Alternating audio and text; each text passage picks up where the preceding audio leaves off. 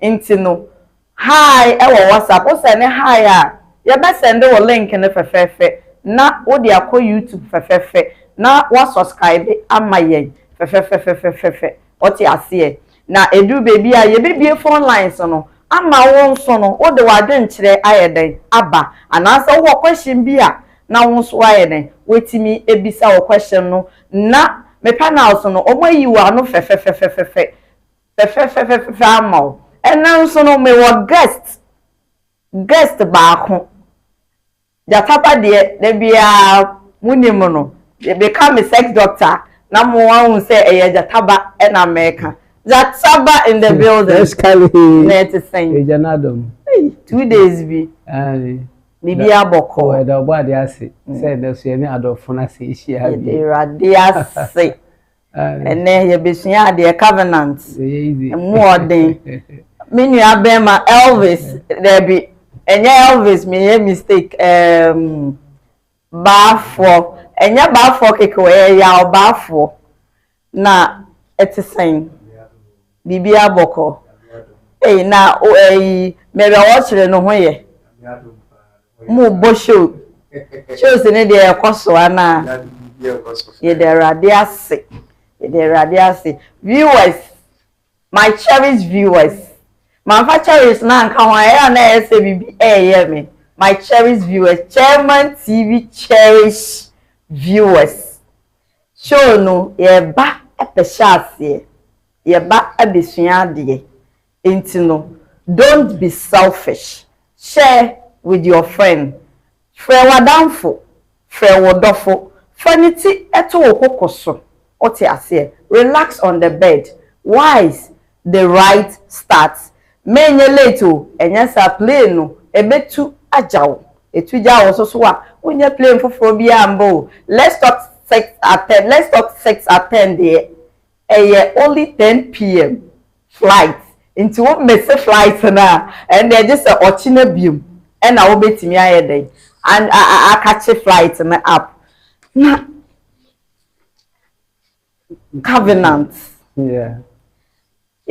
Covenant.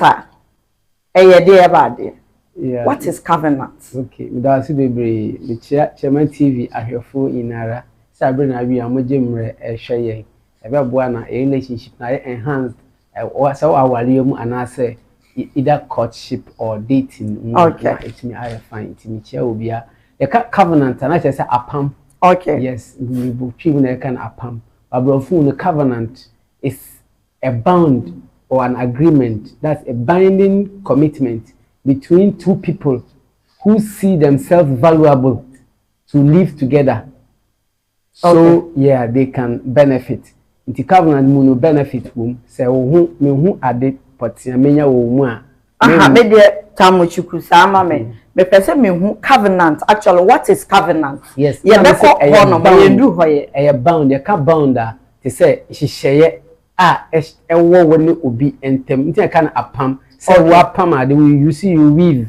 Oh, I don't know. Okay. Nti no agreement. An agreement you can say forms are in the form of vows. Say what can temedin saying. Say me no ebia nsuo eyi. I'm not say drink we. Oh, I don't know. Okay. Say me no ye drink here agreement says I won't drink when I'm so normal. Me no ye enjoy that. Oh, okay. So those are you use vow. That's what do I know can.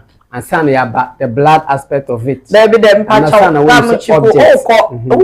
person me who what is covenant? But as a war she ako ye ndu ho no moye. What is covenant? Baby what is covenant? And when I hear the question. You're taking it step by step. Because enyemi no mi no nko a na yesua de. Aha, your cherished viewers no omo kra na the most important thing. Nti ye rahye they won't understand what we are talking about. Tim person you're taking it step by step. You do one more a na wa ma ye more gist. Nti covenant no what can say pam. A pam or a bond between two partners. Binding commitment. Okay. Bond. As I said. Agreement. Okay. It's a bond or an agreement between two people. Yeah. Now, you okay two people no oba ana say bema ana ebetimi aye oba ne bema ana until covenant no you can love covenant na fedie akoye say oba ene bema there be oka and yendu ho mebisa the ntia mebisa question we no oka say a bond or an agreement binding between who you see there were two people. Yes, that's a covenant. Exactly. You can have a covenant with two people no nyabotre mame. Yeah. Two people na wo kan no. E ho no mo e na me pese me hu ye. Two people na me bisa say two people na wo kan no it's in general obi a na just ebetimi aye bema ne bema ebetimi aye oba ne oba na ebetimi aye oba ne bema. Yeah, it's a covenant, a general word. Okay. And then me person me. Say wo Bible ma. Okay. Yanko poni nipa in your palm. You find Abrahamic covenant, okay, the Adamic covenant, the Noah covenant, and all that, and some New Testament covenant. Until yanko poni Noah in your palm. Oh, Genesis chapter 9 verse 9. Your palm. And after Abraham so the same covenant. And okay, what answer mama nipa side wo afi odo. Mbema there be what answer mama intino wo ko deep. Oh, question na me nyem the question I asked na ya na wa ko ho no straight and mommy straightforward say question no what is covenant na me nua be ma bafo ye ka apama ye de ade apam what is covenant me nua kan be okay so na de beto aso say ka say apama ntiase a woni obi beko okay ntiase any jidia oni obi ebekwa eno ne apam na chese ni a me nua be ma ikan eno ano no eye tiase ani jidie okay enipa nyenu anase enipa ne abo akola abekọ okay wow this powerful na chese covenant no eye ntiase a nipa na abo akora no ebetimi akọ na se nipa eni nipa se jidie nya bamu okay odonya bemwa okay okay na ye ka covenant ye wo sesia no mama ye hu what is covenant an agreement a bond entiase me tiase like in chi me pese me kano English to my understanding and to my understanding that is what we call the covenant. Intino covenant no mama yehu what exactly is covenant. But ubetimi amame types of covenants ana. Your spiritual covenant. Okay. Men can say covenant. And spiritual covenant and marriage covenant. Your marriage covenant. And was spiritual covenants. Wow. And now, to my understanding, you marriage covenant and a spiritual covenant. Spiritual covenant. Say marriage, yeah, now must marriage. It's a spiritual thing, and I say, I want to understand because all can say spiritual covenant and marriage covenant, but. In a way no obi sha ana obi 8 years here ana me ameti ha no obi beka say na say marriage covenant a spiritual thing ya can marriage itself it's a spiritual bond yeah spiritual but to what you are saying in nature say spiritual no covenant and different from marriage covenant is standing alone and a spiritual covenant is standing alone now. Marriage standing alone. Okay. Spiritual standing alone. Okay. Na jataba obetimi amami sabi. Yeah, so me they all can in covenant no. We have spiritual bound. Okay. Physical bound. Okay. And emotional bound. Okay. Na chere say me no enya sa me no ayesa agreement ni no. O ha de no. Spiritually no the marriage be no. Me person me who type of covenant answer. Yeah. And no one mommy two type of covenants. It me person also o mommy be. No type of covenant American your emotional one. Emotional covenant. Yeah, our emotional covenant. Yes. And we have physical covenant. Yes. Wow. You know bet me in your palm say say me who. And only a physical covenant. That's the physical covenant. Yes. Okay. I said we share physically. Okay. Share sir. Them person we ye mammy no. I say we ye. Okay. That is no pen. I said so we ye mammy. Oh I don't know. Okay. It is exchanging a number together. Okay. In yes, physically. A covenant. And another way so to my understanding, me I can say to boss a mommy. Yeah. What you are saying is a physical covenant, no? It's one said Michelle and physically face to face. Yes. And no na Michelle face to face. I say I know what he face to face. Yeah, can say yeah. And then I just say it's a covenant. Yes. It's a conversation we are having into no church mama na mentiasi. Oh, say I can't yanko pony nipa. Oh, I see yanko pon do ya sintino. Okay. Or man by Yesu Christo bedani nipa physical so that he can have a covenant with we physical human beings. Okay. The same way and our your ban bear muscle back together or monsono that physical connection must be there. Because I know our pump now baby fireplace now in who physical.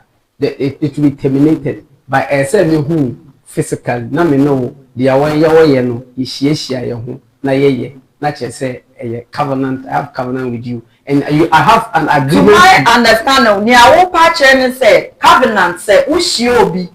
If you ushiobi, ebi a nipano and a casawo phone so you won't share nipano face to face. But for the first time, we share nipano face to face, you know. Doesn't mean say no a covenant and I will patch say nipano and neck or your dofu ana and I want to neck casa phone so but you've never met and I say one and neck casa you've ever met but you didn't have sex with the person. Is that what you are trying to say? I'm saying open up so that I will get. Is that what you are trying to say? I told you that physical covenant, like me seeing you physically. I have agreement with you. Like if you have covenant, a man have a covenant with a lady. Okay. Since you are married, no, it's a covenant that the person's body belongs to you and your body also belongs to the person. That is an agreement. And what you have emotional one, that is why you say no, the physical. Yeah, it's not open, it's not clear. Inti my entias here one muye. Cause okay, bibi say who share nipa no me bisa say does it mean say who share nipa face to face? And then na physical covenant na intimacy example say seeing somebody face to face doesn't mean say it's a covenant. I'm having a covenant with the person. The most common covenant for you to understand is the physical one. Okay. If you can't have physical covenant with somebody, you can't understand what covenant is. That's why I use Jesus Christ as an example. That is why I don't understand. So I want to know. Yeah. For you to have physical, because you have given me mama said physical covenant. Into no make I say me what exactly is physical covenant. Because for meeting somebody, we meet people each and every day face to face. But we don't have agreement with them. We don't see it to be like a covenant. We don't have agreement with I think that I think I will answer question no. You meet somebody who share nipano. Not on any word that physical agreement. The word is agreement, and then I hear the physical covenant. Oh, if you have, as I said, if you have, like, let's say, the agreement or acceptance or alliance with somebody, you see the thing, and it is like vows. You've taken vows with one another. You see, to live with one another. Oh, I don't know, with some kind of benefit. A woman say maybe me go deep inside oba ne bema entema say bema hu oba na wo hu no wo se o meni je wo hu me pese me na wotena oba na nkasa na adini chense bema ka say pese no metina idie me body ba be belong to bema no bema no ka say otache me a me ntumi resist bema so hu say oba yi be body ba be oba ne dia oba no kwa say me the body no kwa enye obi eji agwo obi a physical covenant. Yes. Okay. Emotional one. Now, okay, bibi say physical covenant. Answer now, okay, bibi. Physical covenant, no. Who will be like, who any contribution? Also say a bond be an idea piano, a physical. Okay. Anna also say a jewel nipano. There be a physical. Men can say a reality. Okay. Metonka. Okay. Ubi be a mehu. Okay. And he say Owo echire kura na musumu wo echire kura na physical. Say ya beji atum. Say ya adofo nko ade. Yeah, it's physical. Yes, physical. Say yeah have been say yeah hwe no. Ya beji atum ko ade. Ye wo hono physical yenya apam bi because yenya jitum ya apam. Okay. Nti wenya jiatum so wa ha oni ha no. Apam. Okay. Nti eno de ye ka physical say nipa no wa ho so ni o. Wo hu nipa ne say ne wo abuchi me hu picture nko ade physical. Okay. Because me hu say we are okay. Okay. Nti eno no physical covenant. So when she oba say no kan ye no, what propose ama no ana wo hia bema oba woni je bema no ho a wo propose ama no. Ghana ha no na wo propose ma bema akwakoye but women, ladies propose to guys and guys propose to ladies, and yet at the bonnet it's not a bad thing for a woman to propose. Send ya jataba no or can say so far as what propose amo bina unine shiana what accept it in agreement no a physical that first step no crown is a physical covenant and I mean ya be so they can no say so far as nipa no kura when we face to face kura na won na kasa when we picture mu ye video calls na de ade nko na de ye friend of physical covenant powerful na o can be this spiritual covenant no eye de na o say ya chirema ba physical ama nipa nyina hu say me no me hu ana spiritual na ye hu spiritual no okay but me no wo born because almost say covenant gidi kagidia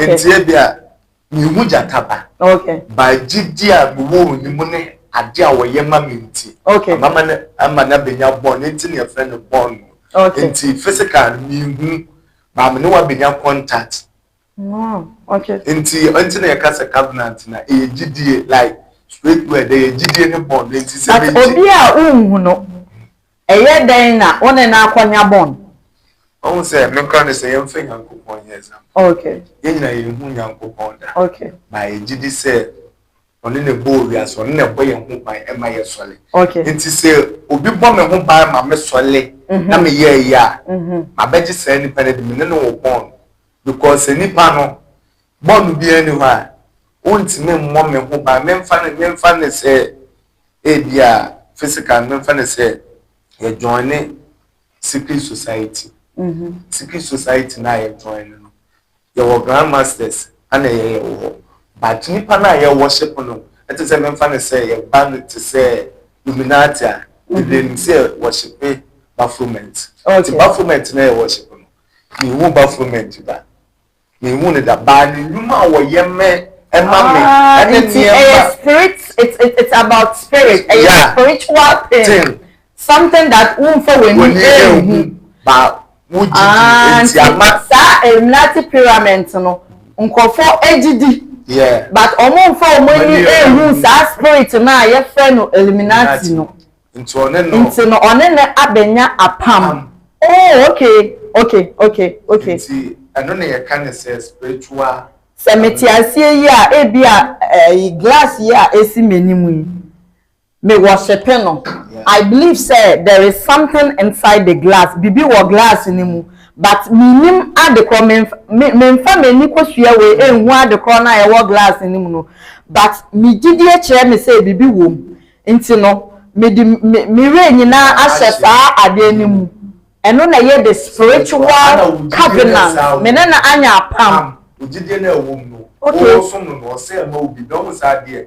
give and take give and take to o mama de na na ayesa adofo ye menya free ne ho ne papa ne ne be obey no na be ma menya gidie na ko covenant because I'm worship no na ye the spiritual covenant it's me worship no so ma me ade abepe ba me hu no o fa weni enhu no eno na ye friend spirit into your spiritual na or patch say the spirit o watch spirit for we ni enwu no spirit ni chi kra ya kan honhom e ye honhom asem ade a for we ni enwu nyankopon wo hoi yemfa yeni enhu ne da nanso no ye gidi se nyankopon oye honhom otiase okan ye ho abribia eye apama ye ne nyankopon ayeden enya obi beka say Jesus Christ ni wo obi so gidi say Jesus Christ ayeden owo ho cause oye spirit owo ho exist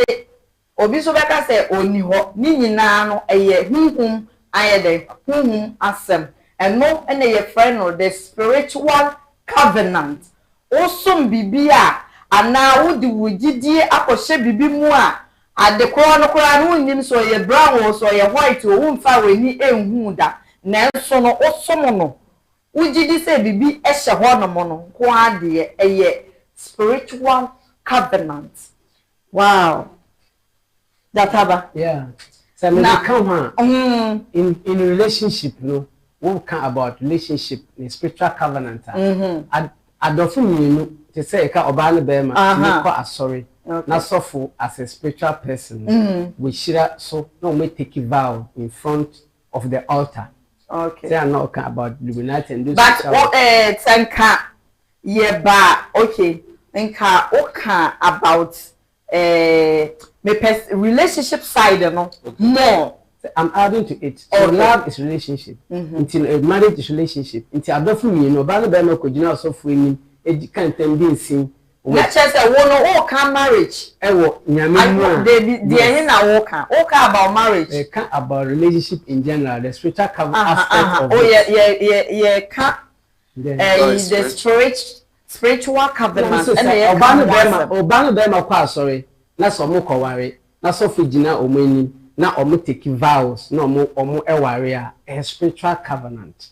As well as adofu mi okay India adofu mi because mame kamuchuku emame because question no ye ka spiritual no senia spiritual ya de bia wo mfa weni enhu ye ba ye wo ka na wo kogina asori demu a eno no e ya adofo mienu e na akogina asori demu a omo sha omaware so nti no eno no enye spiritual no. And no, any spiritual thing. You can spiritual thing in deep. And no, a marriage covenant. And a worker. Marriage covenant. And a do one of the name himself as all contributed to the spiritual covenant. Now, okay, say you can blood covenant. Blood covenant. Blood covenant. Deliver the donor enemy. A black covenant, a very wide thing about it. Say black covenant. Say Yankopon nipa. O dey me say ye back in relationship love more. Sana ya pen. It's a bad relationship mu sana. Oba no be ma tumi e kan say oh me pese me dey ma can't me dey is a pese me no wotena for rest of my life. Na so kan say me so ma pene so sa nti e be ya me twa wo me ho na me mogya mra na so twa wo na wo mogya emla. Na yenka yensa embom ebi wo ho so a wo betwa wo de na be ma so twa ne da mo da mu de gu cup mu wonu ma no so anu moja no like wo betwa moja black covenant no be ma no obetwa ni baby nansa ana ne nan ana any part of ni body a moja be free mu aba na o de gu cup mu na oba no so we twa ne de no ono so de egu the same cup mu na omano omo nka bibia this carton ne keke they take them say omo beka the site oba kan say me esua de no na ye subscribe number no ene that TV screen no so no pick number no sesi a try high o try high ye be send o link no ene enya link no nko a immediately a wa try high ya send o link na wa ko subscribe amaye no ye be add to WhatsApp group no ye be add to your WhatsApp group no inti no hi no very important o share na wa subscribe ya o ha ho inti minia be ma subscribe send the hi pick number no 10 digits no telephone number na that TV screen no so no na subscribe my yen o pick number na WhatsApp hi not an SMS o send the hi ya ya be send the link no na e de wa ko YouTube straight na wa subscribe fe uwi ya ya be add to your WhatsApp group no na won so wehu ne ekwo na yeka oka say be ma ne oba no omo cha omo body blood moja ebe free mu aba no omo de egu cap mu enti ya fa ne say sa drink we juicy eye moja oba ne be ma na echa omo moja enti no omo bekita ade ni say no omo kasa na say omo cha moja ni wie ya no mano some ka say omo kantam agency that's why I'm saying so kantam be say twi na chere say the vow the word vow VOW me like mostly me petasta ne kan because in covenant vow ta di mu akotene it's you be kan o promises say oh me di wechi sa mi nja oda me fa wechi da na be ma no saka eso me fa wechi da o so me no betena sa nti wo kan sa wi a wo no ma no no sa je no no sa no a che say mo vow say you sworn to each other that this is how you be it's a blood covenant blood covenant say moja obecha o moja na oba so acha ne moja na mode egu cap mu nsuo wo na mo anom na mo promise mo ho say ye nja ye ho na chese bibia aye fefefefe na ye ka o kan bibi ti say marriage covenant no cheche mu kakra kan person de fa blood covenant no like the person me di obi ani ye ka blood ye ka moja me black say obedience na matwa moja ba me so na chiro say sex way plan why blood covenant how can sex way no blood covenant sex way kura no o say edie sex eno kura no blood ye beto aso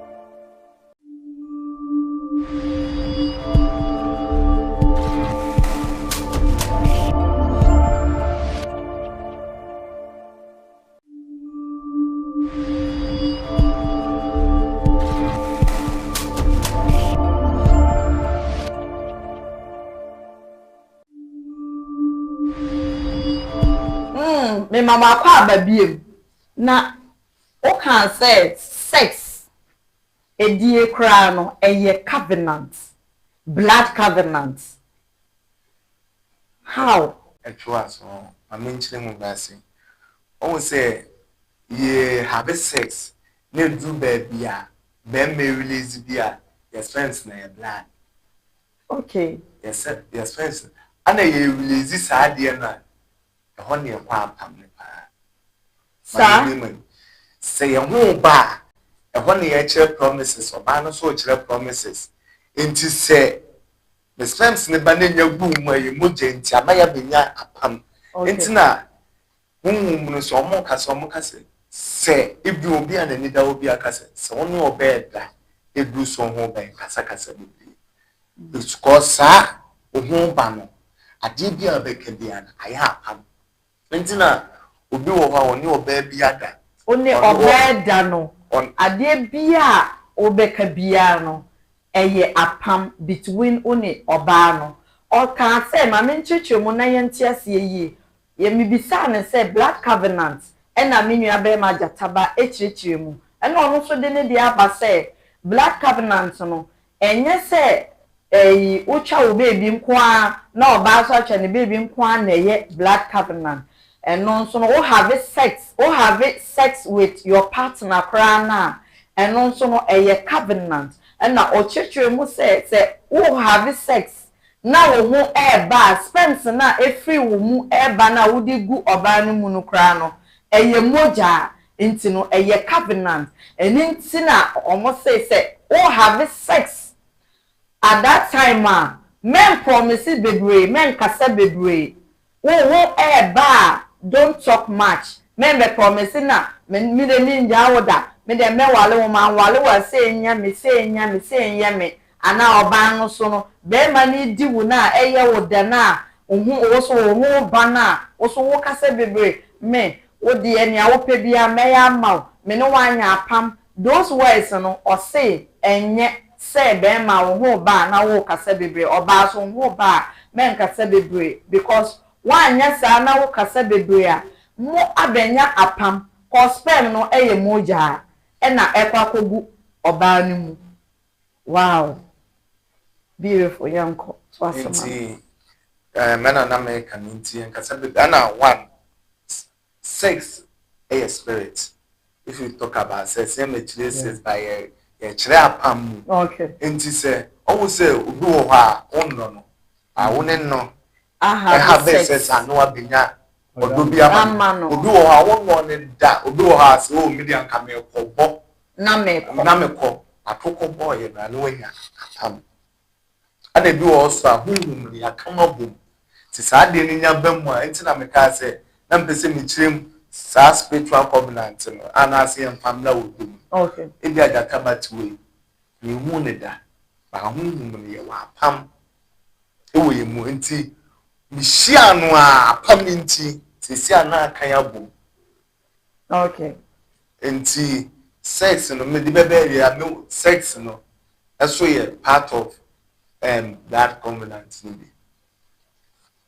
sex and so a blood covenant ni bi that about what bibi kana salete intina mostly no say ko asori side la kakra bia ya na asofo no empene say obi beko relationship mu ansa na wa baba ware te say on pesa wo betwem pena ansa na wa baba ware because I believe that what you chimpena sa you be having covenant with diverse people not just because on your moda no only bema we akwada and only oba we akwada you know to my understanding say eya na omutu ye for say men ma on obia oba bia na spirit a ekuta no sanso so na bema bia na spirit a ekuta no enti na enya say wo de obia ebet dad na for the moment you have sex with someone no mo spirit and spirit asa oba no wo no wo so no wanya sa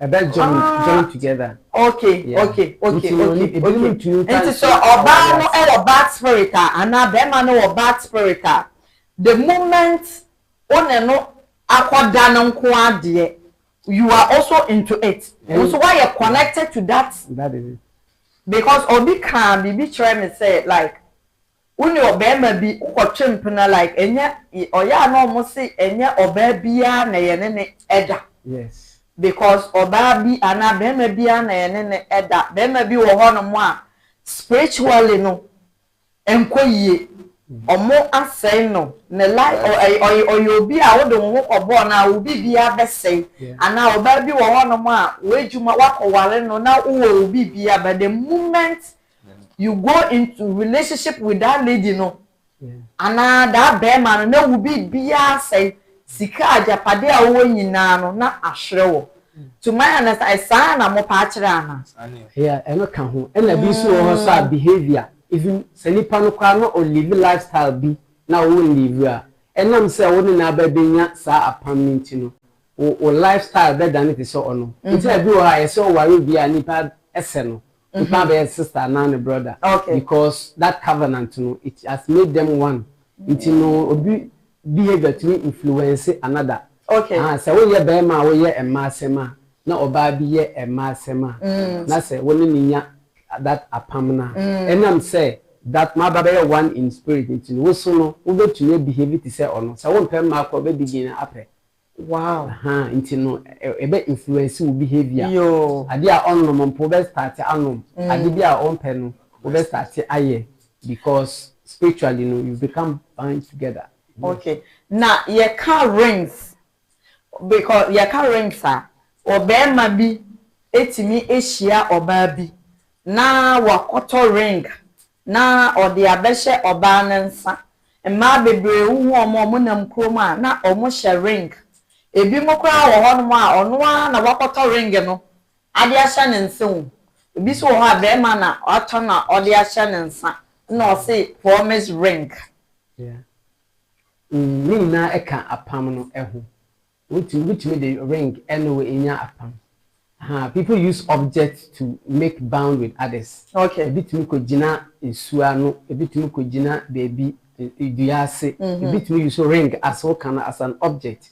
Until offer no catch you say or can't tam agency or make it agreement say sa ring we ya or the show wa by any dear when na ebe ho sa hwe na wan fanichi so fanichi a BBC ni say enyawo the man will also say likewise say me so for which BBC ni say enyawo but mostly the man na etashe rings no memma no eta de she emma no yes come you say enya common say oba better ring promise ring no or the ashe be ma memma no ta de to ho okay omo nche yes but man na etashe but nyamere say me won say sa promise ring no eye covenant ana because whether the moment what ring no kwa mo I promise each other with that ring no whether what show one show a permanent de eda ho whether we dey akoshe one pass and one fan show one pass kra na say e ya pam and now rings so no enya pam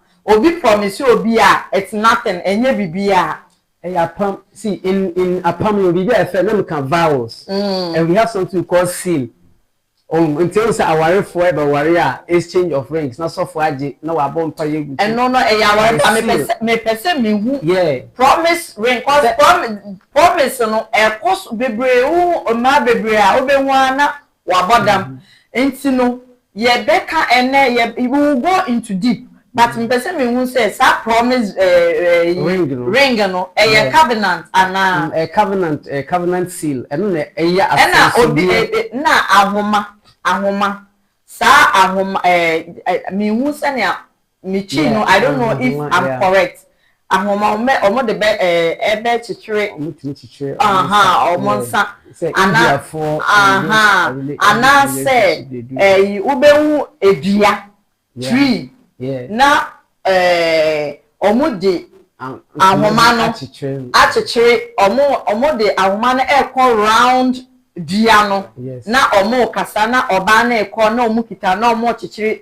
dua no na omo kasa eye covenant ana say enye covenant enye covenant a covenant the friend covenant seal na sure say eno ene ya hyensudi a omo de aso ano ntwimi ka say nso ano eno na omo de aso ano as proof say me no e wa pam nti eye sa so a oba na wo pam promise no when men to see they leave you or because odmon ta and you because what it is that covenant so it's a seal so ring is a covenant seal sense should they a proof you say ring promise ring and I say ahoma ena ye de achichere wonsa ana ahoma ketewa ena oba no yede ahya wonsa we yede achichere wonsa we to say a form of ring na yede achichere ahoma kokko na yede achichere wonsa eno no eye covenant ni nyina eye covenant ana say edua a tree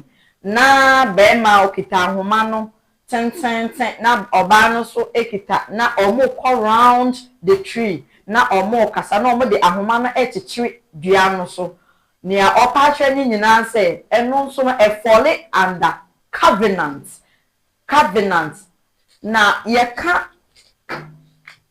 water covenant because mo o kan bibi say odi ko gina nsuo ano a does it mean say water covenant no e different from nia wo kanana aka o kan about covenant seal na ni na wo wase nti no water one no so no ebi wo ha osan nsuo mpo okay na wakasa na wo so akasa na manu one ba ko so mo kotuko nsuo tini ano nsuo aye river okay so mo ko gina ho a so rivers have spirit so ko gina ho a na waka say enne lady menewo ye ka edinsin say mi fa wechi a ana say mi jawa nsuo we enyame enye mi sei na ono so aka nti mo aka wo nsuo na no ebitumi ka wo nsuo na no omo wi amutumi sabi na omo adwale na we say asabi adwale na omo ekọ. But does it work? Yeah. When working it will according to the belief of the people no say obi ese so gidi says so the good from no bompire obenya mwaya. That is how it is also done. Or say so we didn't quadia it will work. The way in there and work it to say wa kwa sore na wa bompire say rade me pewe wu rade nanso wo gidi say obi e wo so ho no mo a manners will fall from heaven to no nkwa de sans so na the moment why yes covenant no with your boyfriend and with your girlfriend it works and no and obehu covenant baby obehu oba ne bema o ma ye that's the deepest covenant no eya na awarefo ene tai yes covenant no obehu obeka say wo oba no fa mechi a one bema foforo ekoda enkem mmemma no omota ye pa mmemma ni bi wo no kra na sa covenant ono wo enye ni face to face o onka ma onti o obefa wechi na wakogine baby akasa egu ho no mo na wo oba no onya akwafa na echipe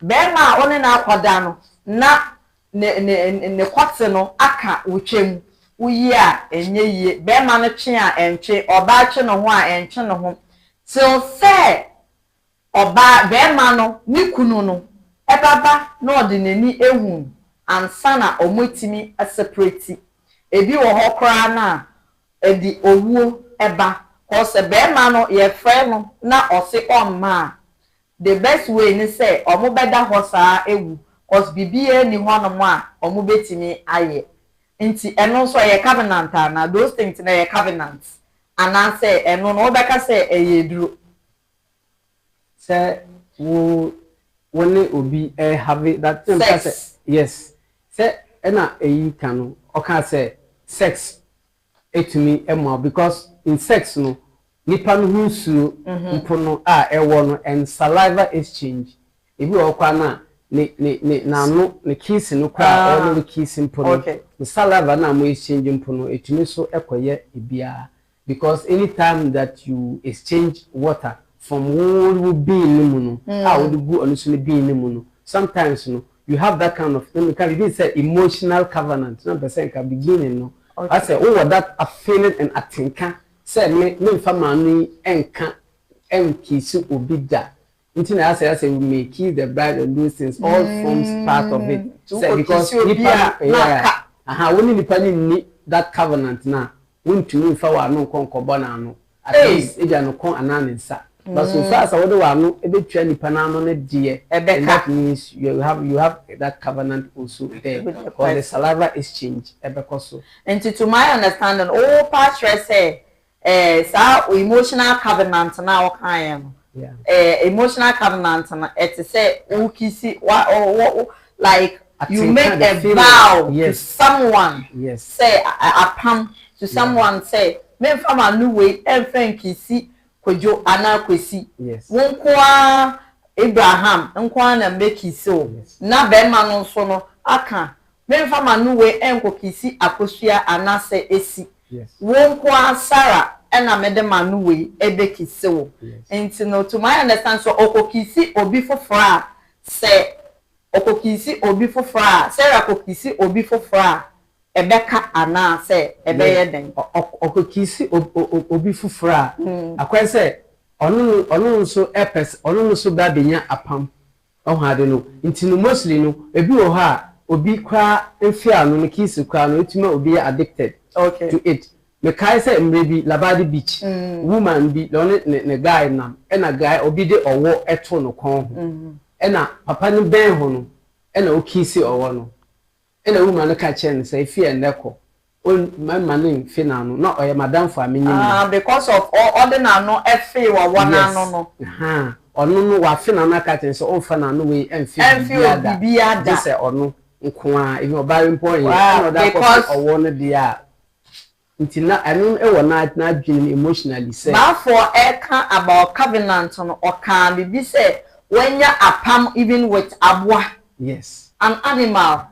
Because it's your say the call Labadi beach now can say guy needing no akọfe wo na me hu say anache say covenant no when the aboa kra so betimi enya apam. Yes. Okay. Aboa no look so attractive to him. Okay. Oh ha the aboa na appear there here say oye. Okay. Because you know akwa say adwene mu nti awu say obi aboa bi say kraman ana bibi se wo ye kraman bia na hu obehu atare o say kraman a wole ne wo saayo e no hu a obeben or that atinka no and that feeling say ni wulani bibi ni obetwe hu atare wa wo kan ye no hwe saa na ye ba relationship mu eno so etie nti no obeka say opese ofe na no ana ofe ne baby a onu na e wo saa agreement no apart from no wo no onu obi a ni that agreement. Okay. So no be that agreement na chere say every time no say oye and also ma sa particular person. Okay. Or no that agreement and that kind of bond. So they put them together. It will share the pet na wan kasampo a otumi man the keys otumi and no any emotions na. Yeah, emotional covenant. Covenant. Yes, e wa adwene mu na atenkam. Okay, emotional covenant no o say e wa adwene mu ene atenkam. And no any emotional covenant. She say obi akofe wo wa no. Obi ne guy enam na ordinary no akofe wo wa no. Ofe na no wie ya relationship no e break ye. Cause o kantem etre oba ne say ofa na no we enkofe obi fofora no biu. Into two emotions no we break sa covenant na ode ma oba no. Into relationship no e break ye.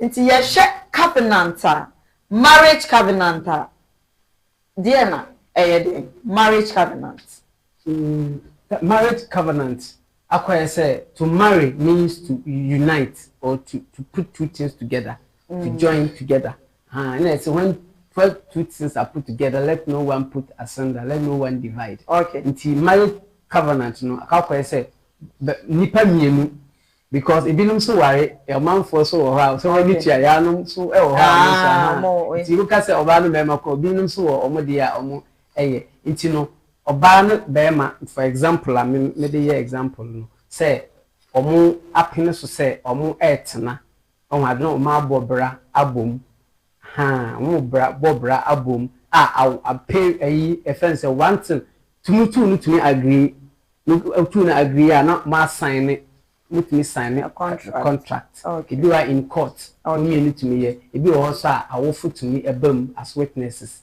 na omo aye agreement na ma vow say me no betna as husband and wife for better and for worse and also and the marriage covenant who will be one me the kakra so me se ka awalemu apama se ka apam kula no e yade a eni awie ya ji owu. Okay. Se kasa mene unua wa apama yade a ya hihya kopin se owu na betiti yente. Okay. Ti awale ke ka apampa na ke awale pa. Okay. Because awale na ye de to say sofu mbekọ tasuni aka se yale mu owu mu enkwamu me no na betina kopin se owu na betiti yente no ya apama emu odu pa e kan wale a ya apama emu odu a e chen apam ni nyina but na send there e obi kwa wotini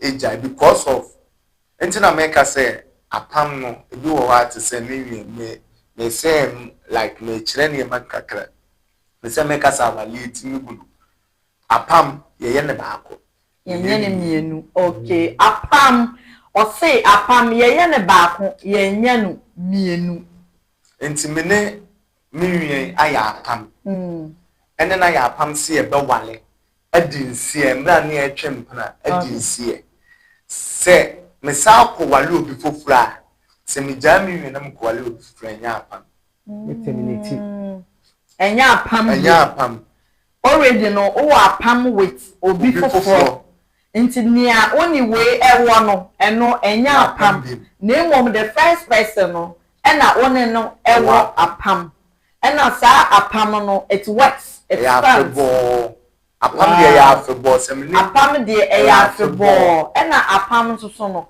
yenya ni mienu yeya no baako oni nipa mienu entimi nkwanya apamana na muntimi nimpa memfa ho kwa akire yehwe yabusu mu kwa memfa ma abusu mu kakra yetime ka kire o se una na bi koje suma bi be she fie ho okay ana ama ye se bia ye di ye di yi saa pam no eno a na be koso obi ani ho betimi at asesa no it's okay it's like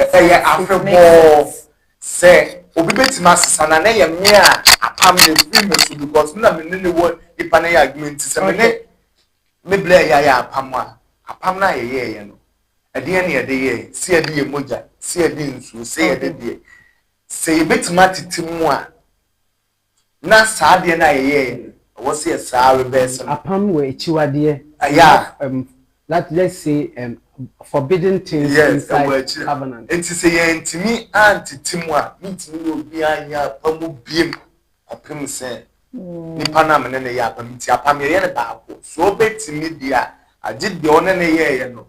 But it means only the honor year were apaman casano, apam, eya de papa. Apam ewa case. Is it a good thing? You can't covenant. A good thing, Nana. Is it a good thing? Yeah, both good and bad, but the good is more than the bad. Me person me who. Yeah, it's good. Is it a good thing? Yeah, to me it is good. Okay. The reason why I would say apam at the papa. Yeah, because we were up to almost the 6 benefits of covenant. Okay. Yeah. One. So you feel say a good. Yes. Yes. Say covenant because of one the benefits, you know. Who feel say covenant a good thing? Yes, a good. When it is good because yes, Yankopon can you apam yes, Yankopon any apam. But meka in the relationship say apam awario say blood covenant to say water covenant to spiritual covenant to say whatever covenant no. Is it a good thing? Yeah, it's a good thing. They have to choose the way you want to go into it. This is why we mentioned different type of covenants. But you mentioned different type, but when person we say apaman kasano, yeah, the papa. Yeah, the papa. For so many say it makes you committed to your partner. That is one of the benefits. Apam, yeah, the papa. The papa. Now say, the papa says because aware. Now say apam anywa aware. You better than aware. Oh, sir. And I bet me aware without apam. Oh, sir. Apam de ka se ni moja ne nyema bi ade bia me say ye hwe no in general no say apam ya de papa ansa na ye kɔ hɔ no ye ndu hɔ ye apam nya de papa de ntamen ka se nya de papa nisa enipa e wa asase so ye ntimi ye bibia nkosida. Wow, I like this powerful enipa ye wa asase so yentimi enye bibia enkosida gise erade yenko enti se wo kasa apam so ya ade a eni awiye age owu ana se bibi enti se yentimi nye bibia enkosi so na me nwe akoya apam se me wale no medini ni yenwene wo se akwantu wo ho ye mu betima tete wo ho empofum owo because here in the place owo nti na abusua pam bi di abusuanya because ya metwe na namunti ye kwaya ya befa so akon hihye ye nti apama bedi ana owo nti woni obi kwa akoka se me nyawo da memu da nipa ni bewu ma we be se apam nti enya de papa nti apam de enya de papa apam de enya ade papa because uno bi ekwa apam mu a owo etime ba nipa no so apam a one na akon no bi a untime mfa enkosi ewieye nti apam minua be ma baafo ose apam enye ena minua be ma jataba the sex doctor one de ose apam de eya de papa cause ono anga sakra no wanya so many benefits from covenant into no eya de papa e de mano na ye ka o ka say apam enya de papa disadvantage ye advantage of apam Mommy advantage now, so na yakọ disadvantage. I say upon advantage, it is said in a million come. A woman, a dear, and you commit more. Like commitment. Let's you committed to your partner. More. Anna, at the end of the man, trust them more. Because you do have panty. Or don't you? And then a covenant, Emma, trust, ebe more. I say, a pamina. Yeah, covenant. And what does it got to do with trust? Trust in a man, a pam to me, Gina. Semenji at the men, Yaman, Quayapam. In Tiama, did you look muye cannot like a mua was cannot anema or doso agent because semen no wa, men quainty, Sienaya, and more donno colano, a mudimu, Emma or don't musu be. And my young say, but none swear one disadvantage. No, maybe me can't advantage, you know. That's about my advantages be of also crying away a victim. Okay, I say covenant, a good thing, and a covenant, and what benefit it be brave, a free covenant. Yeah.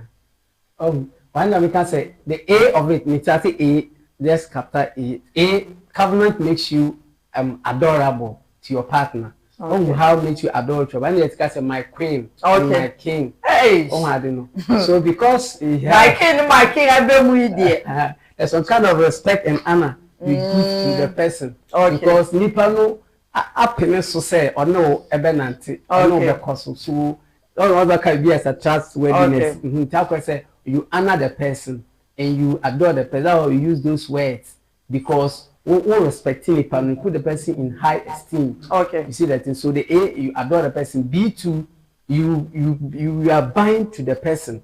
Oh, I don't know. Okay. Because and I'm saying, my can't say me to know a bone who was no say we jana be born the better into no. So fast I will so into no. You keep connect you people together. Yes, together. That's the B. Then the C is the commitment I first spoke about. Okay. Say at Nippon Frau Cra. Ese oko on had depending nyawa ese your loyalty or testowa ese or reply or say you look out for the person yes, so you respond when the person calls so you become committed to the person and the D part is that you develop each other I don't know say me no wa pama me hwehwe wo yie die me pese esi wo yie I don't know it you say me no aka say me no betena definitely you are going to live on earth. Therefore, so we ye dwuma mpo na wo hia bibia na me so me ye ma de a ese me boa na wo develop wo ho e wo se me boa na me develop me ho wa benefit bebre e wo covenant ho nanso no enye blood covenant ye advice obi se onko ye blood covenant e wo fie abraham ware ye obi wo ha ye girlfriend and boyfriend se nia me nua Bema eka se yentimi yenipa yentimi nya ade enkosi ewie ye no yentimi enya ade enkosi ewie ye no eye boyfriend and girlfriend it has no guarantee say you will get married. It does not guarantee say you will get married. Dating somebody doesn't mean say you will get married to the person. At long side no maybe something will come your way a the breakup beba. Na se sa break up ne ba na se isa blood covenant ne we covenant na mo blood covenant na mo ye no na mo ye ne den sa so na blood covenant no we condemn it enye ade papa nti mo obi ankoye sa ade no se me koye blood covenant ma atwa me moja na wo twa wo moja na be ma no so atwa ne moja na mo akasa egu so na bia bibiesi na oba no egu obeye ne den eno na bema oba ni wujawa onam ho ana oda ni dem ana oba ni gina no so ana se bema ni wuja oba na oda ho no mo na bema no so abeda na nchen ososo da ya ohu bema no because there is a covenant between you and that person and intina enya say sa blood covenant or water covenant or whatever covenant that it is no maya mfa ho enko shem Mayan fire ho enko shem enye ade papa o de ho ko shem a it as your own risks enti na ene yesua ade no owo etimeba breakups etimeba otimi the more waka che o say medo odom for so de vows ne de eya na eye too much promises ne de eya na eye too much nti saa moja show no the beginning stage of a relationship bia no eya na odom wo mu more a chance echo true. It's only two mature people that they love. The more I love and starting, you know, it grows every single day. But who share, you don't know say our partner now what share no or you mature and or you immature. Who share immature person now. Relationship no starting, you know, a year day. Into feel say, hey, bema way the medro no akosi ewie, oba way the medro no akosi ewie. Na sa wan na akosi ewie ya. Na sa covenant na mo ye no. Mo ye nenen. Ojawa mo ye ne still na apam no eda ho no mo etwem nti no endurance what ma bebre disadvantage no yeah the disadvantage but let's say covenant no because e ma we endure won't mo subscribe no that about time chiku mo subscribe no e ma me no na se sia phone lines no obetimi afone end. So one subscribe here, ofra embo. I na ya ofra na ebebere na complain say ye fry nya one subscribe. So go in and subscribe now. Call for number na that will screen no so no twa hi na subscribe.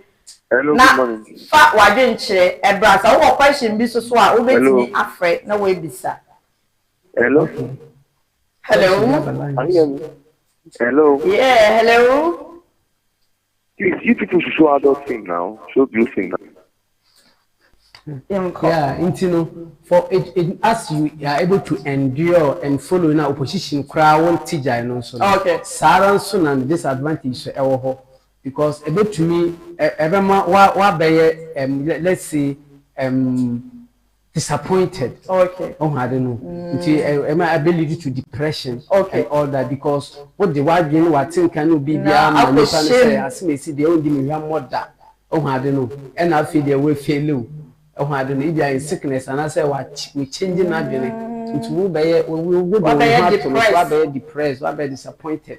Oh, I don't know in society okay. because what do hope for no so.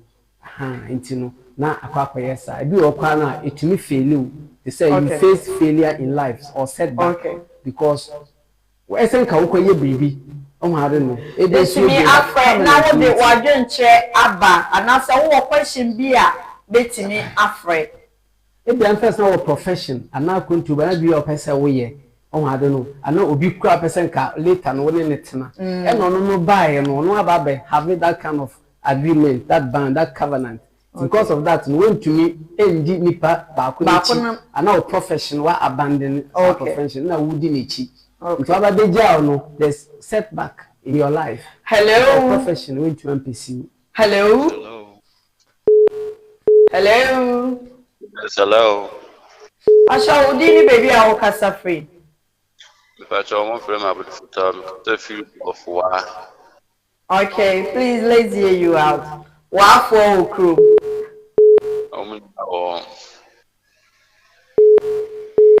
Please let's hear you out. What I want to say is that the cabinet in there, okay. You move to her a good use to your bad. Okay.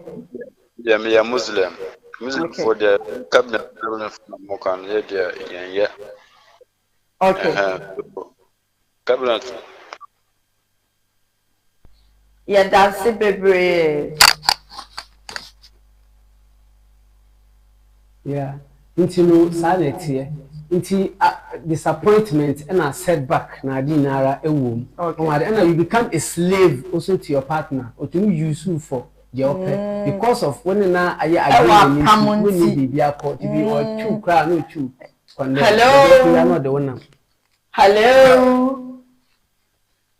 Hello.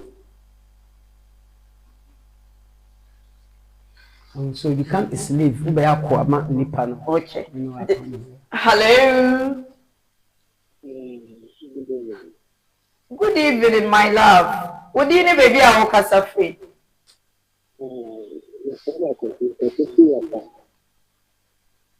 Be passion you.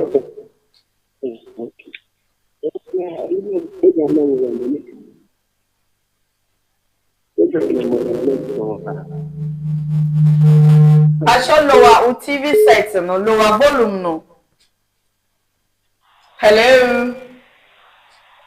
Hello. Odini baby I will free. Patron Kosofre or Nikosafre or Stinsley. Passion you. Patron Lamuna, Uncle Patron. Hello. Hello. I'm sorry, some Fred being young disadvantage, you know. Okrampo now say covenant, enye at the papa. It's in the disadvantage, a work covenant. Man, come here, spiritual problem. Spiritual problem. Yeah, the man spiritual problem because you can now on covenant. No name spiritual. If I show my volume, the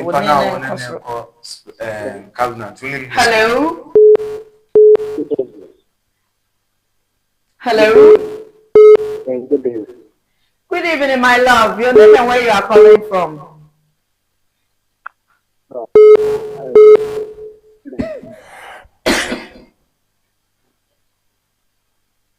Hello. Good evening. Good evening. Your name and where you are calling from? But your friend Bobby. It's a selfie about and then I had a master plan. Someone yes, and your mother say, Ramon for so and the argument. You and Dan, Sabina,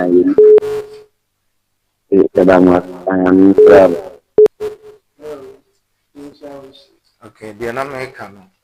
I won't say, man, my man family has some relationship. And girl, no, yeah, Obia or Hoa, Penipa, when you more Penipa, no, you'll be a day important or attended to.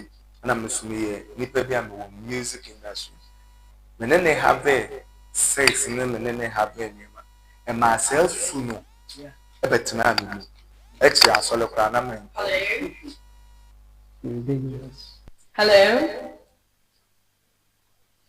Hello. My last caller, I wish that my last caller no be a lady, a female. My last caller, who will be the luckiest person? Hello. Hello.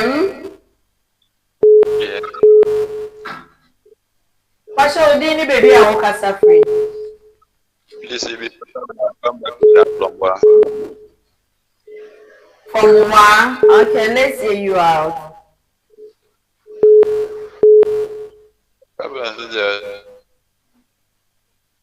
Hello. Hello.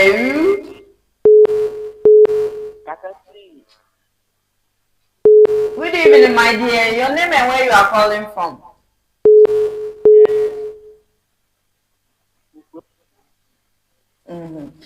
Hello. Hello. Good evening, my love. Your name and where you are calling from?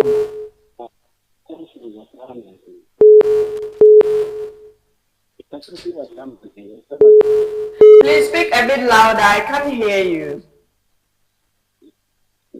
network.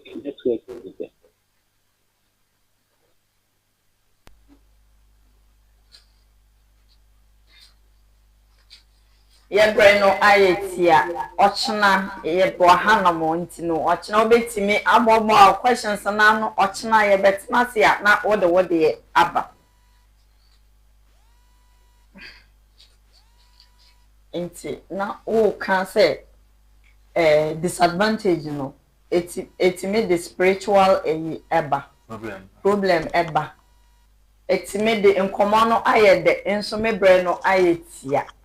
No, you better wrap it up. Ochma, Yamia Doma. we will continue.